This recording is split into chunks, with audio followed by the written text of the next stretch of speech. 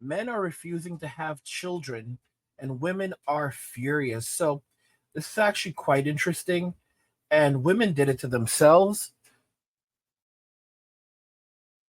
but you have basically a lot of men who are saying now, yeah, we're not having children, we're not going to do it. It's just not something that we're interested in doing. And women are responding by actually freezing their eggs. I know many of you are going to say, well, that's nothing new. Well, what's new is that this is actually happening in their 20s now. So Gen Z women, young women, are rapidly freezing their eggs to deal with the crunch because men are no longer having children. Let's jump into the video. Shania, and I am freezing my eggs, and I'm 25 years old. Shania Bopa documented everything about her egg freezing journey, from that first shot of hormones I don't know if I can do this. to the final one at the Toronto Maple Leafs game. Her videos, her age, catching a lot of attention. How many people watch this? Over 10 million views. So quite a few. So why 25 instead of 28, 29, 30? The main reason is A, my insurance was covering the medication costs, and B, this is the youngest my eggs and the best quality they'll ever be in my life. And if I know this is something I want for future me, why not do it now? Egg freezing allows a woman to preserve her fertility, her eggs, and it's becoming a more common work perk. In 2022, some 16% of large employers offered coverage for the procedure, according to benefits consultant Mercer. Now, physicians like Dr. Brooke Wirtz at NYU Langone are seeing younger women walk through the door. Is this something you're actually seeing here at this clinic? Yeah, absolutely. When we first rolled out egg freezing, the percentage of patients under 30 that were coming in were about 1%. And now we're about 10% of our patients are coming in. And the amount of egg freezing we're doing is increased fivefold in the last 10 years. I've done 2 rounds of egg freezing, and I have 23 eggs frozen. When then 25-year-old Katie learned her tech company offered egg freezing as a benefit, she decided to go for it. It allows me to put my career first. It also allows me to really focus on finding the right partner. What do you think about those early 20s, mid 20s being a time to do this? I love it. I want to freeze eggs in patients that are young. They're going to get more eggs. They're going to get healthier quality eggs. And that's who egg thawing and egg freezing really works in. A 2022 NYU Langone study shows age does matter. For all of the patients who returned to use their eggs, the live birth rate was 39%. But of those who froze under the age of 38, that success rate went up to 50%. As for the downsides, it's a 2-week commitment full of appointments and hormonal shots meant to stimulate egg growth. I felt like my ovaries went from little clementines to grapefruits. Like, you feel really swollen. And the price? Without coverage, it costs an average of $16,000 to retrieve and freeze eggs, a figure that can vary across the country. And storage of those eggs can be between $500 and $1,000 a year. A cost these 20-somethings could potentially carry for longer. But that doesn't faze this New Yorker. It's the cheapest rent in New York City. Guys, this is sick. This is absolutely sick. And, one thing we don't talk about is also where there's consequences of doing this type of thing to your body, because they're pumping their bodies filled with these hormones. She said that it made her ovaries feel like they were grapefruits. There's no way in Hades that this is normal and natural. Like, we are in a very, very sick society right now, a very, very sick world. And when you look at the things that young women are willing to do to their bodies and then tell you, oh, it's none of your business, this is feminism, this is destruction. This is absolute destruction. Look at the BBLs. There's so many women who've ended up Control-Alt-Deleted because of these terrible BBLs where they're having essentially cement put into their bodies, going to these back alley rooms in Chinatown, and having these procedures done. In some cases, you're seeing pictures of just basically, open areas where it's just absolutely gross to look at. The smell is atrocious. Even after they get them, they can't wash the BBL. They can't take care of it. And then it's not just the fact that, their bottoms are smelling because there's poop in their bottoms. They just leave the poop there, which is unbelievable. It's also the BBL itself smells. The material that they use, it's not just fat from their bodies. The material that they're using in the BBLs, the incision, everything, even after they get it, it's the actual thing smells, and they're like, oh, this is feminism. This is feminism. We can do whatever we want to do with our bodies, and if you say anything to us, then you're a part. Then it's patriarchy. Like this, it's like, y'all, it's insane. It's absolutely insane.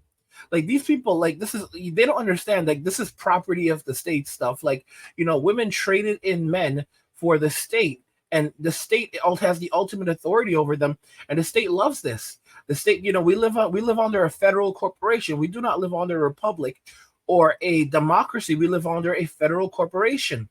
NYU Langone, these hospitals, NYU Langone is one of the largest hospitals in the world. They are rich as hell. Okay, so of course their job is to make money. This doctor, she's the devil. She's like, oh my gosh, I love when they come in at this age. Do you see how, guys? That's money for her. That is money for her in her pocket. All right, she's there. She's able to buy Prada purses and Louis Vuitton. She's living good. She's living good. This is putting food on her table. She can go to the medical spa. Trust me, she goes to the medical spa. A lot of these people who do these cosmetic procedures, and at this point, like, this egg freezing thing, this is bordering on a cosmetic procedure, and yet insurance is covering this. Like, see, like, guys, think about this. Insurance barely wants to cover diabetic medication at times, and they're gonna cover egg freezing. And who ultimately ends up paying for this? Men ultimately end up paying higher premiums. Many of you don't know this, but back when Obama was president, under Obama, they changed the insurance, the way they insure people. Because before Obama, women used to pay significantly higher premiums for health insurance than men. And then under Obama, they went in and changed it. So now men actually end up paying more men end up paying more in health insurance costs to supplement the cost of women. So basically, it brings down the cost of women's health insurance by forcing men to pay more, which is crazy because men can still pay, for example, higher premiums for things like life insurance. They can pay higher premiums for things like car insurance. They say men are more likely to get into a car accident than women, so they can have significantly higher premiums than women. And that's not discrimination, but forcing men to pay higher insurance premiums to bring down the insurance premiums of women, that's not discrimination. This is crazy. This is crazy. Like, it's only discrimination when it works against women, but whenever it's taking advantage of men, it's equality and equity. And you'll never. And here's the crazy thing: when they talk about equality, equality is not based on outcome. It's not even equality of outcome anymore. This is because it wasn't equal. First, we went from equal opportunity, so equal access, to equal outcome, which is ridiculous. And now it's based on how you feel. So if women don't feel equal, then we have not achieved equality. You can literally say, okay, well, we have $100. We're going to take 99 and give to the woman. We're going to give one to the man, and we're going to call that equality. And the woman looks over at the man, and then she looks at everyone else, and she says, I still don't feel equal. And they'll say, yep, so we still have not achieved equality yet. Like, this is society today, where it's based around emotion, no longer about facts. It's not even on outcome. It's on emotion. How do you feel? Do you feel equal yet? No, I don't. I still don't feel equal. Okay, so we have until you feel equal, then we're not going to stop pushing until you feel. It doesn't matter what the statistics say. None of these things matter. The only thing that matters is how you feel. It's ridiculous. It's a sick society that we live in. It's a sick society that we live in. I talk about what's happening in the video game industry right now, where all these companies are working with law enforcement to surveil young men playing games. These are men who are withdrawing completely from society, and they're now spying on them, listening to their conversations, and looking for opportunities to prosecute them. Like this is like when you talk about 1984, it's like right now we're seeing things that happen in countries like North Korea and these horrible places where you're constantly under the watchful eye of the state, and they're just looking for any possible reason to make your life a living hell, you know? And of course, this is done deliberately because they want to demoralize men. They want men to be demoralized. They want men to be degraded, and they want men to always be under surveillance. Because the only group of people that can stop them from doing what they are doing are the men. So basically, so these people have to be under control. Like the goal is to keep men under complete and utter control. Keep men demoralized. Keep men asleep. Keep men basically in a state where the state can do whatever it wants. It can do whatever it wants, and no one can stop it. No one can intervene. And of course, when everything goes to hell, women will turn around and say, "Oh, they'll basically blame the men for it." And it's interesting because they're blaming the men for what they themselves have created, because they basically took hold of society through the way they choose to vote, who they choose to vote for, and now they're blaming the men as everything is going down to hell. And it's like, and they'll turn around and say, "Okay, men, you need to step in and stop it. Men, you need to fix this."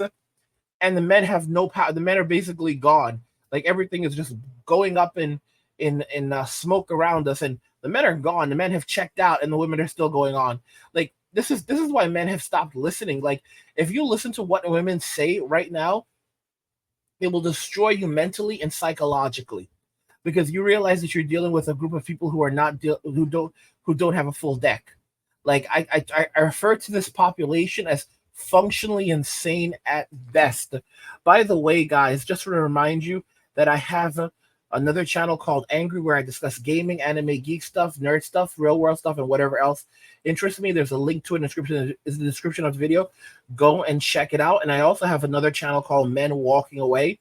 Men Walking Away is channel focused on men walking away. So if you enjoy my content on this channel and you want more of that content, you can head over to that channel and find more videos discussing, the things that I discuss on this channel. So it's just more. It just gets even better. So you can find links to both of those channels in the description of the video. Go check them out, subscribe, and support my work. Men are refusing to have children and women are furious. What do you guys think about this? I want to hear your thoughts on this. So let's talk about it in the comments. Like the video if you like it. Don't forget to subscribe. And if you like the video, share the video. And just remember that all roads lead to MWA, Men Walking Away. And cheers.